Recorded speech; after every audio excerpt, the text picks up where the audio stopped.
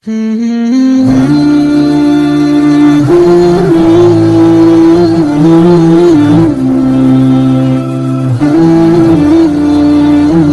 ہم بات کریں گے سورۃ المنافقون کے بارے میں۔ سورۃ المنافقون، جی جی، یہ اس کا جو ہے نزول کے اعتبار سے 104 نمبر ہے، گویا کہ اس سے پہلے 103 صورتیں نازل ہو چکی ہیں، اچھا اور تدوین کے اعتبار سے اس کا جو ہے 63 یعنی 63واں نمبر ہے۔ اچھا، بہت فرق ہے دونوں میں۔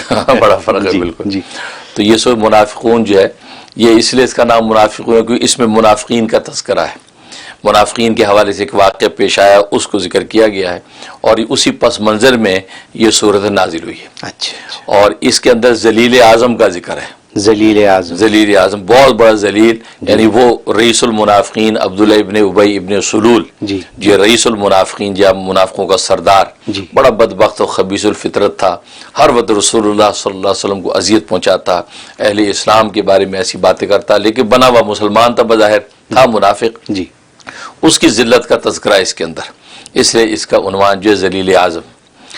وہ یہ کہ ایک قبیلہ تھا بنی مستلق، ان کے بارے میں حضرت صلی اللہ علیہ وسلم کو اطلاع ملی کہ اس کا جو سردار ہے حارث ابن ابی زرار، وہ جو ہے وہ ایک گروہ جمع کر رہا ہے، فوج جمع کر رہا ہے مدینے پہ حملہ کرنے کے لیے۔ اچھا، تو جب یہ اطلاع حضرت صلی اللہ علیہ وسلم کو ملی تو آپ نے ایک صحابی بریدہ اسلمی رضی اللہ تعالیٰ عنہ کو بھیجا کہ معلومات لے کے آؤ۔ جب جا کے انہوں نے معلومات لی، کہا جی خبر بالکل صحیح ہے، وہ حارث ابن ابی زرار جو تیاری باندھ رہا ہے مدینے پہ حملے کی۔ تو جب یہ سنا تو آپ نے فرمایا صحابہ کہ تم تیاری باندھو، ہم پہلے حملہ کر دیتے۔ اچھا، چنانچہ حضرت صلی اللہ علیہ وسلم بنفس نفسی اس میں شریک ہوئے، اور زید ابن حارثہ کو جو ہے پیچھے مدینے کا جو ہے گورنر بنا دیا، اور اپنا جو لشکر لے کے چلے۔ 30 جو ہے وہ گھوڑے تھے جن کے اوپر جو ہے وہ 20 جو ہے وہ مہاجرین اور 10 انصار، تو یہ لشکر لے کے آپ خود روانہ ہوئے، اور وہاں ان کو تیز رفتاری سے گئے اور حملہ کر دیا۔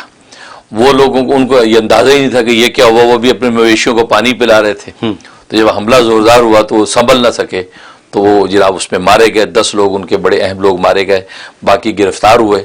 اور مال غنیمت میں تقریباً جو ہے وہ 2000 اونٹ اور 5000 بکریاں مال غنیمت میں آئیں، اور 200 گھرانے جو گرفتار ہوئے۔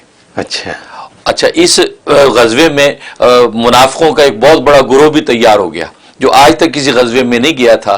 اس غزوے میں اس نیت سے گیا کہ اس میں جو ہے بہت مال غنیمت ملنے کا امکان ہے، اچھا، لہٰذا وہ شریک ہو گیا، مال غنیمت ملے گا، اور واقعی وہی ہوا کہ مال غنیمت خوب ہاتھ آیا۔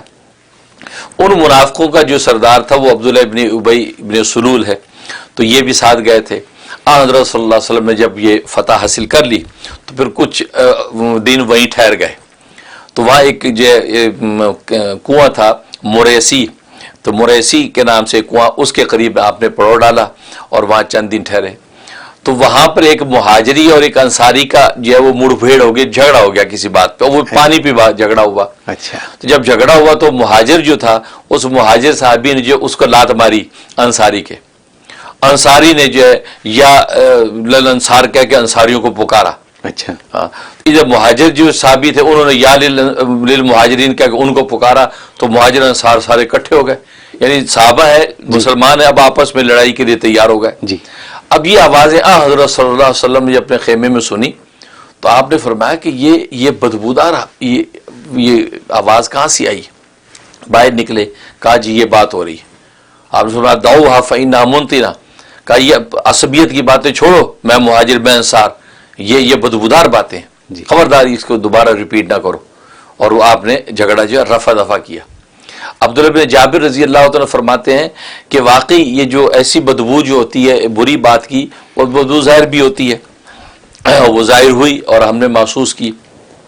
اب وہ صلح صفائی جب ہو گئی تو وہ جو عبداللہ ابن ابی ابن سلول جو تھا رئیس المنافقین، اس کو موقع مل گیا باتیں بنانے کا۔ انہوں نے کہا دیکھا، یہ انصاریوں کو کہنے لگا دیکھو تم نے مہاجروں کو سر چڑھا دیا، وہ آئے مہاجر بن کے آئے، لٹے پھٹے، تم نے گھر بار دے دیے، کاروبار دے دیے، اچھا بھلا یہ اسٹیبلش ہو گئے، اور آج تمہیں آنکھیں دکھاتے ہیں اور تمہارے اوپر حاکم بن گئے، کیونکہ خود بھی گویا کہ مدینے کا مقامی تھا، کہ یہ ہمارے اوپر آ کے یہ حکومتیں کرتے ہیں۔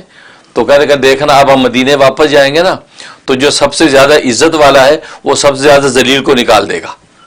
یہ قرآن کی آیات میں بھی یہ الفاظ موجود ہیں. اچھا. اس سے مراد اسے اپنے آپ کو عزت والا کہا اور رسول اللہ صلی اللہ علیہ وسلم کو ذلیل کہا. اچھا. کہ عزت والا ذلت والے کو نکال دے گا, جائیں گے ان کا بھی ہم دو دو ہاتھ کرتے ہیں. یہ بات کی. یہ بات جو ہے زید بن ارقم ایک صحابی ہیں, وہ سن رہے تھے. جی. انہوں نے جا کے رسول اللہ صلی اللہ علیہ وسلم کو شکایت کی کہ وہ نالائق نے یہ بات کی ہے. جی. اچھا آپ نے عبداللہ ابن ابی ابن سلول کو بلایا, کیا تم نے یہ بات کی ہے؟ کہا نہیں. وہ قسم کھا گیا, نہیں جی میں تو کی, صاف جواب دے دیا. اچھا. حضرت صلی اللہ علیہ وسلم سمجھا کہ یہ زید بن ارقم کو کوئی غلط فہمی ہو گئی ہے, تو اس نے نہیں کہا ہوگا کہ وہ اتنا صاف صاف جھوٹ کیسے بول دیا اس نے. آپ نے کہا چلو چلو رفع دفع. اب اس کا زید بن ارقم کو بڑا صدمہ, کیونکہ مخلص صاحب بھی تھے, اور میں جھوٹا پڑ گیا رسول اللہ کے سامنے, اور اس ظالمی نے صاف چٹا انکار کر دیا. اب ان کو بڑا دل پہ بوجھ.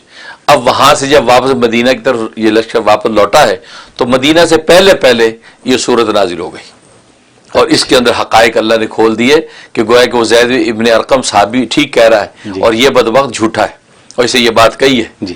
جو الفاظ کہتے وہ ساری آیات اتر آئیں کہ اس نے یہ بات کہی. اب نبی کریم صلی اللہ علیہ وسلم نے اس کو بلایا, پکڑا کہ یہ تم نے کیا حرکت کی. اس سے پہلے یہ ہو کہ جب اس نے یہ بات کہی تھی, اس کا بیٹا بھی پاس کھڑا تھا. اس کے بیٹے کا نام بھی عبداللہ ہے, لیکن وہ مخلص صحابی ہے. اچھا. بڑا شدائی مسلمان تھا. اسے جب یہ بات سنی, اس سے باپ کا گریبان پکڑ لیا. کہا کہ ابا جب تک تو یہ نہیں کہے گا کہ میں ہی ذلیل ہوں, رسول اللہ نہیں ہے, میں ہی ذلیل ہوں, تو میں تمہیں چھوڑوں گا نہیں. یہ بات کہی. اب اس پر یہ ہوا کہ وہ جب تک اس نے کہا نہیں اپنے آپ کو ذلیل, اس وقت تک بیٹے نے چھوڑا نہیں. اس نے اپنے آپ کو کہا نہیں میں ذلیل ہوں, رسول اللہ تو عزیز ہے, میں ذلیل ہوں. یہ کہا تو پھر وہ واپس مدینہ لوٹے. ادھر نبی کریم صلی اللہ علیہ وسلم نے بلایا کہ یہ تم نے بات کہی. یہ بات حضرت عمر رضی اللہ عنہ کو پتہ چلا, تو آپ نے کہا اللہ کے رسول اجازت دیجیے, اس منافقی گردن میں اڑاتا ہوں. جی. ہاں. تو آپ نے فرمایا کہ نہیں ایسا نہیں کرو, اس لیے کہ بظاہر جو ہے یہ مسلمان بنا ہوا ہے, جی, اندر سے منافق ہے. اگر میں اس کو قتل کیا تو لوگ یہ کہیں گے کہ محمد صلی اللہ علیہ وسلم یہ اپنے آدمیوں کو قتل کرتا ہے. اب حقیقت حال کو دیکھے گا نہیں, تو ہم پر یہ تہمت لگی کہ اس لیے چھوڑ دو, اس کو قتل نہیں کرو. یہ بات ہوئی. ادھر ان کے بیٹے عبداللہ کو خبر ہوئی کہ رسول اللہ صلی اللہ علیہ وسلم کو میرے باپ کے بارے میں مشاورت چل رہی, تو جلدی سے آ گیا آپ کی محفل میں. کہا کہ یا رسول اللہ صلی اللہ علیہ وسلم, میں نے سنا کہ آپ جو میرے ابا کے بارے میں کوئی فیصلہ کرنے والے ہیں کہ اس کا سر اڑانا ہے, قتل کرنا ہے, تو مجھے آپ اجازت دیجئے میں خود ہی اس کا سر کاٹ کے آپ کے سامنے پیش کر دیتا ہوں. آپ کسی کو نہ بھیجے قتل کرنے, میں قتل کر کے اس کو کا سر دے دیتا ہوں آپ کے سامنے, اس لیے کہ کوئی دوسرا جائے گا قتل کرنے تو میں وہ باپ کی محبت اور جوش میں کہیں اس کو نہ قتل کر دوں مقابلے میں. وہ ایک فطری چیز ہے. اب میں قتل اس کو کر بیٹھوں گا, وہ مخلص مسلمان ہوگا, تو میرے ہاتھ سے کوئی مسلمان قتل ہو جائے گا, تو میں یہ بھی نہیں چاہتا. اب مجھے اجازت دی, میں اپنے باپ جو منافق اس کی گردن خود ہی کاٹتا ہوں. کیا بات ہے. آپ فرمایا کہ نہیں, تمہارا باپ ہے, باپ کو قتل کرنے کی اجازت نہیں, تو میں اجازت نہیں دوں گا. اس کے ساتھ نرم سلوک رکھو, حسن سلوک رکھو, وہ خود ہی اپنے مہلت اور انجام کو پہنچے گا. آپ نے منع فرما دیا, اور اسی طریقے سے اس کی جو ہے اس کو آپ نے جو ہے رفع دفع کیا, اور کوئی سزا جاری نہیں کی. لیکن اللہ تبارک و تعالی قرآن کی میں اس حقیقت کو واضح کر دیا کہ یہی خود ذلیل اعظم ہے کہ جس نے یہ الفاظ کہے, اور پھر کس طریقے سے اللہ تبارک و تعالی نے دنیا میں اس کو رسوا کیا, اور آخرت کے اندر اس کی پکڑ جو ہے وہ ایک الگ ہے, مستقل جو ہے آخرت میں اس پر عذاب نازل ہوگا. تو یہ حقیقت اس کے اندر بیان کی گئی سو منافقون میں, کیونکہ منافقوں کا تذکرہ تھا. یہ اور یہاں تک کہ جو بیٹا ہے وہ اپنے باپ کے خلاف ہو گیا رسول پاک کی محبت میں. بالکل بالکل, یعنی جسمانی رشتے ایک طرف رہ گئے, ایمانی رشتے آگے آگے, یہ کمال ہے. اور جو صحابی جن کے دل پہ بوجھ رہا, اللہ نے ان کو سچائی ان کی, بالکل ظاہر, بس یہ اللہ تعالیٰ کی حکمت ہے. اس سے پتہ ایسے مضامین دیکھ کے پتہ لگتا ہے اللہ اوپر سن رہا ہے. جی, جو کچھ ہو رہا ہے اللہ سنتا ہے. جی, فوراً اس کی وجہ احکام نازل کرتا. اب تو وہی بند ہو گئی, ورنہ اب ہم سمجھے کہ کوئی دیکھتا سنتا نہیں. اللہ میں اسی طرح دیکھتا سنتا جیسے اس زمانے میں دیکھ سن رہا تھا, اور رسول کے سینے پہ اتار رہا تھا کہ وہ کیا بول رہا ہے میں نے سن لیا, اس نے کیا دیکھا میں نے دیکھ لیا. تو اسے آج ہمیں یہی ایمان رکھنا چاہیے کہ بس ہم جو چلتے پھرتے ہیں اللہ میں ہمیں واچ کر رہا ہے, اللہ میں ہمیں واچ کر رہا ہے, تو قدم قدم پھونک کے رکھیں. بسم اللہ الرحمن الرحیم. اذا جاءك المنافقون اذا جاءك جاءك المنافقون قالوا نشهد إنك لرسول الله والله يعلم إنك لرسوله والله يشهد إن المنافقين لكاذبون اتخذوا أيمانهم جنة فصدوا عن سبيل الله إنهم ساء ما كانوا يعملون ذلك بأنهم آمنوا ثم كفروا فطبع على قلوبهم فهم لا يفقهون. شروع اللہ کے نام سے جو بڑا مہربان نہایت رحم والا ہے۔ اے محمد صلی اللہ علیہ وآلہ وسلم، جب منافق لوگ تمہارے پاس آتے ہیں تو ازراہ نفاق کہتے ہیں کہ ہم اقرار کرتے ہیں کہ آپ بے شک خدا کے پیغمبر ہیں، اور خدا جانتا ہے کہ در حقیقت تم اس کے پیغمبر ہو، لیکن خدا ظاہر کیے دیتا ہے کہ منافق دل سے اعتقاد نہ رکھنے کے لحاظ سے جھوٹے ہیں۔ انہوں نے اپنی قسموں کو ڈھال بنا رکھا ہے اور ان کے ذریعے سے لوگوں کو راہ خدا سے روک رہے ہیں۔ کچھ شک نہیں کہ جو کام یہ کرتے ہیں برے ہیں، یہ اس لیے کہ یہ پہلے تو ایمان لائے پھر کافر ہو گئے تو ان کے دلوں پر مہر لگا دی گئی، سو اب یہ سمجھتے ہی نہیں۔ وَإِذَا رَأَيْتَهُمْ تُعْجِبُكَ أَجْسَامُهُمْ وَإِن يَقُولُوا تَسْمَعْ لِقَوْلِهِمْ كَأَنَّهُمْ خُشُبٌ مُّسَنَّدَةٌ يَحْسَبُونَ كُلَّ صَيْحَةٍ عَلَيْهِمْ هم العدو فاحذرهم قاتلهم الله أنى يؤفكون. وإذا قيل لهم تعالوا يستغفر لكم رسول الله لبوا رؤوسهم ورأيتهم يسدون وهم مستكبرون. سواء عليهم استغفرت لهم أم لم تستغفر لهم لن يغفر الله لهم إن الله لا يهدي القوم الفاسقين.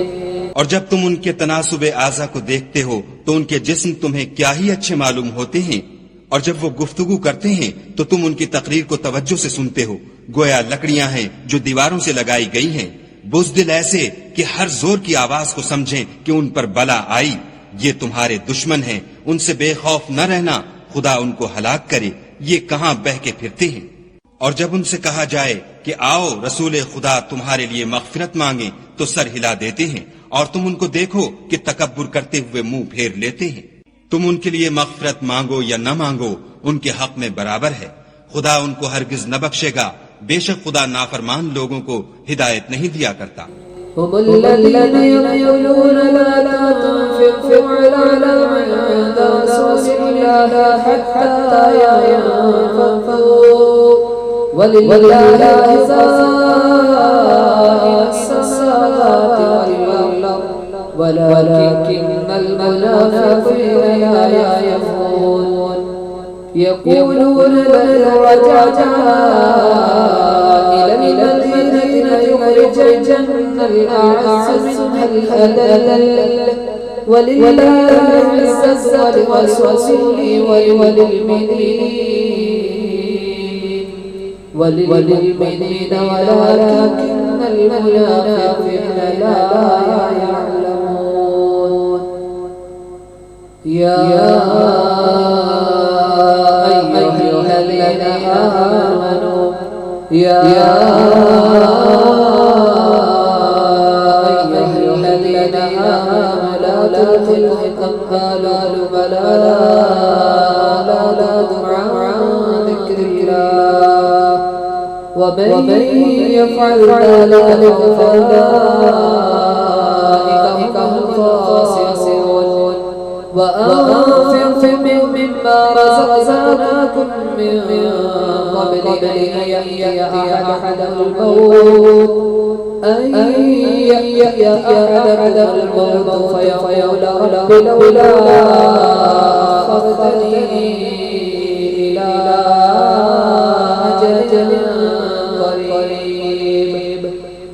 إلى أجل قريب فأصدق وأكن من الصالحين ولن يؤخر الله نفسا إذا جاء أجلها والله خبير بما تعملون. یہی ہیں جو کہتے ہیں کہ جو لوگ رسول خدا کے پاس رہتے ہیں ان پر کچھ خرچ نہ کرو یہاں تک کہ یہ خود بخود بھاگ جائیں، حالانکہ آسمانوں اور زمین کے خزانے خدا ہی کے ہیں، لیکن منافق نہیں سمجھتے. کہتے ہیں کہ اگر ہم لوٹ کر مدینے پہنچے تو عزت والے ذلیل لوگوں کو وہاں سے نکال باہر کریں گے، حالانکہ عزت خدا کی ہے اور اس کے رسول کی اور مومنوں کی، لیکن منافق نہیں جانتے. مومنوں، تمہارا مال اور اولاد تم کو خدا کی یاد سے غافل نہ کر دے، اور جو ایسا کرے گا تو وہ لوگ خسارہ اٹھانے والے ہیں. اور جو مال ہم نے تم کو دیا ہے اس میں سے اس وقت سے پیشتر خرچ کر لو کہ تم میں سے کسی کی موت آ جائے تو اس وقت کہنے لگے کہ اے میرے پروردگار، تو نے مجھے تھوڑی سی اور مہلت کیوں نہ دی تاکہ میں خیرات کر لیتا اور نیک لوگوں میں داخل ہو جاتا. اور جب کسی کی موت آ جاتی ہے تو خدا اس کو ہرگز مہلت نہیں دیتا، اور جو کچھ تم کرتے ہو خدا اس سے خبردار ہے. آمین. اگر آپ کو میری یہ ویڈیو پسند آئی ہے تو میرے اس چینل مشعل قرآن کو ضرور سبسکرائب کیجئے، لائک اور شیئر بھی کیجئے. آپ کا بہت بہت شکریہ.